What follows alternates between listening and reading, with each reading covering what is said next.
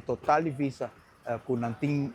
na operação está handle awor, está alrededor de 5.000 e tem alrededor 8.000, sorry, e não tem alrededor de 5.000 visa no momento na aqui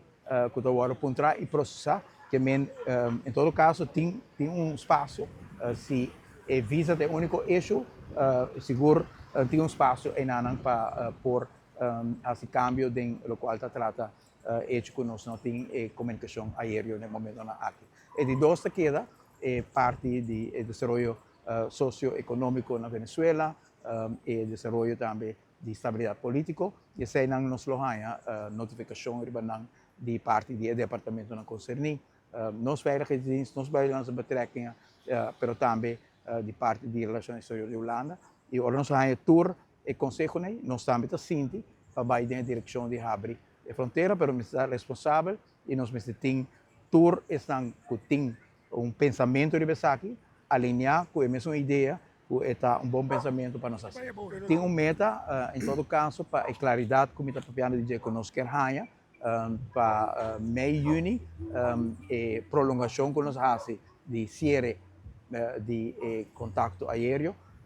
está caducar, eu tenho decidido se vou ter prolongado ou não, que para mim, a ronda de fecha de meio juni, que a decisão, lo mesmo agora tomar se está prolongar ou definitivamente está rápido. E tudo o qual nós estamos mirando está sucedendo, está indicando uma normalização e isso aí seguramente lo ajuda a avaliação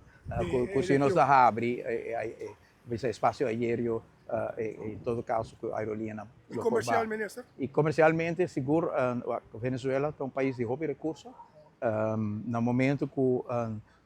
país decidir que vai enfocar junto com outro país tão grande do mundo arriba uma recuperação econômica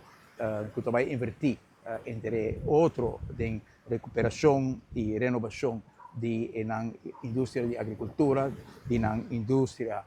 general, indústria Venezuela fora de petróleo de hobby, outra indústria que seguro que contato novo com a tem, lo por conhecer uma renovação, nós mira que a cercania de Aruba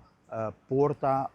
fator positivo para nós, com o conhecimento de país tão grande, de mercado, de Holanda, estabelecido na Aruba, caminho fora aqui, tem hub de conhecimento para assessorar câmbio que o introduzir na Venezuela. Nós queremos ter conceito aí e nós estamos papiando e também com partners que o por ajuda e que o quer cana conosco a um caminho assim.